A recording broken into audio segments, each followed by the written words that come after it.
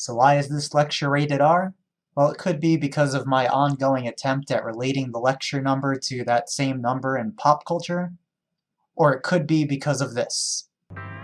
Rotational plotting the you. Just you.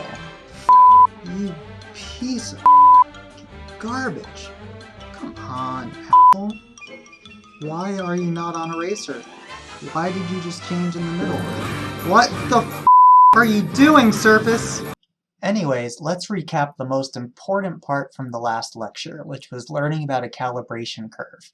The idea is that we make standard solutions where we know everything about them, including the concentration of the analyte that we're studying. We measure those solutions with the technique of choice. Right now we're learning about this in the context of UV-Vis absorption spectroscopy. And so that's what's represented here on this graph. Here are our standards, where we know their concentrations because we make them. And then here are their absorbencies, which we measure in the instrument. The last step is to fit a trend line through the data, and this is what we call the calibration curve. The next step would be to measure the absorbance of the analyte in the unknown sample of interest, and then plug that into this curve and solve for its concentration. So say we had two samples with the same analyte but at different concentrations, and we wanted to measure what they were. We'd find both of their absorbencies and plug them into the calibration curve. We would then solve for x and get the concentration of each one. Now the issue with the analysis as I've presented it is that it's happening in the curved region of this curve as opposed to the linear region over here. The reason why this is a problem is that in that region, two solutions of significantly different concentration will not yield a significant difference in measurement. We can see here that these two different concentrations generate almost the same absorbance value, whereas if we were to dilute them further and get them into the linear region, then that same difference in concentration results in a much greater distinction between measurements. And so these measurements are far more reliable for analysis than these measurements. So typically if we find that our unknowns are showing up in the curved or dynamic region of a calibration curve, we would dilute them further until they showed up in the linear region. So that covers why deviations from linearity are a problem in our analysis, but why do they happen in the first place? You can probably tell from just this graph alone that it has to do with higher concentrations, right? It starts with a straight line, but at higher concentrations starts to deviate from linearity. But why does concentration matter? So I'm going to show you a visual to try to make this more clear, and then we'll write some notes. But first, let's quickly just review what is the cardinal rule for energy to be absorbed in the form of light in the first place. And by now you should have thought delta E between two energy levels in the molecule must be equal to the energy of that light for the light to be absorbed. Now here's what I haven't covered. The energy levels of a molecule are affected by their surroundings through these forces known as intermolecular forces. You should have learned about this in Gen Chem. We're not going to talk about their theory. We're just going to accept that these forces affect the energy levels of a particle. And so whether or not our absorbing chemical is next to another absorbing chemical, like of the same type, or whether or not it's next to a solvent particle that is different, that is going to cause the energy levels in our absorber to change because it will experience different forces based on different chemicals that it's surrounded by. So again, let's start with a visual, then make some notes. Alright, this slide is definitely easier to see with a black background, so that's why that's there. Let's quickly understand what we're looking at. Imagine we have a solution here that contains mostly solvent molecules, as expected, since solvent is always the major component, and then some orange solute particles dispersed throughout. And let's say our interest is in making a calibration curve, as we've seen before, where we're going to plot the absorbance at a very specific wavelength or energy of light versus concentration. Right now we have a pretty dilute solution. All these solute particles are spread out from one another, and so all of the intermolecular forces that they experience are between them and the solvents that surround them. Okay, so all interactions are solute-solvent, as we would say. every solute particle has the same surroundings. Thus, they all have the same energy levels, and thus they'll all absorb the same wavelength of light. And so we would measure the total absorbance of said wavelength by these particles, and we would know their concentration, and there's our data point. Now, let's double the concentration of solute particles. Okay, so we now have 8 solute particles in this solution. We have doubled the concentration, but it's still dilute enough that none of these particles are interacting with each other. They're still all separated and surrounded by nothing but solvent. And so we can say the following.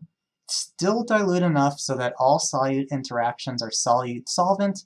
Every solute particle still has the same surroundings as was already shown. Thus, they all have the same energy levels. And if they all have the same energy levels, they all have the same difference between energy levels. So they still all absorb the same energy or wavelength of light. And absorption increases linearly on our curve here. Double the amount of absorbers, double the absorbance value. That's just Beer's law. But now let's break Beer's law. Let's make this even more concentrated and get 4 more solute particles in there. So we have a total of 12, triple from where we started. But here's the thing. Once we get concentrated enough, we start to have an appreciable chance of 2 solute particles being next to each other, which we didn't see before.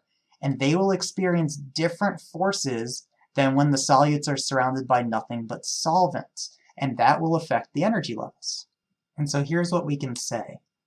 When we increase the concentration further, we have now gotten so concentrated that not all solute interactions are solute with other solvents. We have some minor solute-solute interactions, represented by that different shade of orange. These 2 solute particles are in different surroundings from all the rest. That means they have different energy levels than the rest, which means they will no longer absorb the same energy or wavelength light as these. And so our absorption of that particular wavelength that we've been scanning no longer increases linearly. Because yes, we have tripled the amount of absorbers in the solution, but 2 out of the 12 are no longer absorbing light the way the others are. And so absorbance doesn't vary the way that we expect with concentration anymore.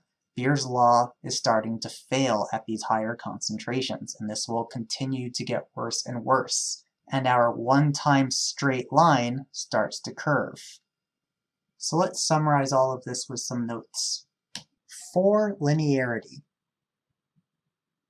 For linearity. Must be a dilute solution. Must be dilute solution. And the logic is what we already described. Solute-solute interactions increase with concentration. So sol-sol interactions increase with concentration. Increase with concentration. This leads to different intermolecular forces than when we have solute-solvent interactions. Let's just write that as different intermolecular forces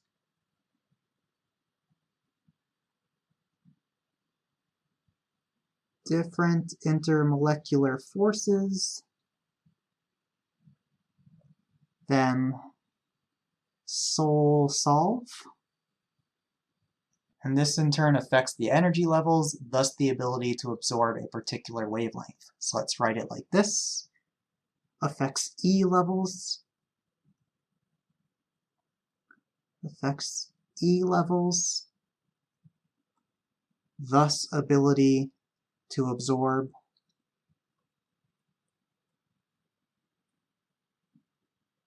wavelength. So that's the major consideration for making sure that your calibration curve remains linear, is keeping your solutions dilute enough. There is another major factor, but this one's very easy to control. We must use the peak wavelength absorbance. Must use peak wavelength absorbance. And here's what I mean by that. Imagine that we take a spectrum of a sample where, as we've seen before, we measure light absorbance at all the different wavelengths that we shine into it. And there's definitely some maximum absorbance for a particular wavelength that matches those energy levels, but it's not like that and only that wavelength get absorbed. There is some absorbance to the left and right as we go towards zero, and that creates this peak shape here. And the only wavelength that we really care about is the peak of that peak, the wavelength that is absorbed the most. And to understand why, let's contrast that peak absorbance value with, say, an absorbance value in the middle of this sloping part. What you have to understand about these instruments is that you can program it to send in a particular wavelength of light, but you'll always get a narrow range of wavelengths around that. So if you want to shine in 610 nanometer light, you might also get some 609, some 611, some 612, not just the one that you're trying to send in. And I'm going to redraw the right half of this peak to be a little bit more clear for this next part. And now imagine that we're interested in the absorbance of this particular wavelength here. But because of what I just described, we'll also be sending in wavelengths to the left and the right, and we'll be measuring their absorbances as well, unintentionally. Well, as you can see in this sharp region of that peak, as we change wavelengths by even a little bit, we're getting radically different absorbances. And so it's pretty inconsistent. Whereas at the peak itself, even if we measure slightly different wavelengths in addition to the one that we're trying to, we don't get much variation in absorbance because the slope at the top of the peak is not nearly as steep as in the middle. So to summarize what I'm saying, first let's just write light shined in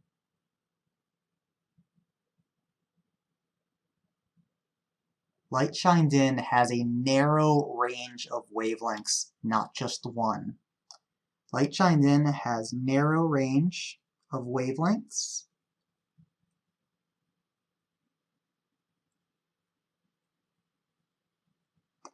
Not just one.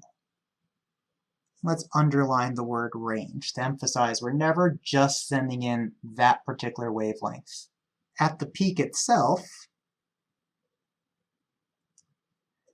marked by that black circle, this is rather inconsequential because absorbance doesn't vary around that wavelength. Absorbance doesn't vary, or at least it doesn't vary much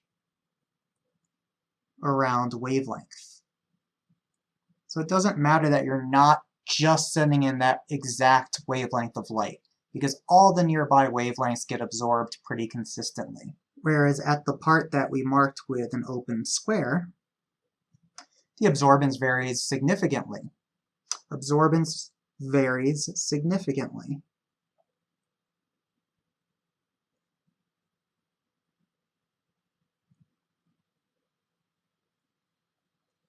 Around wavelength.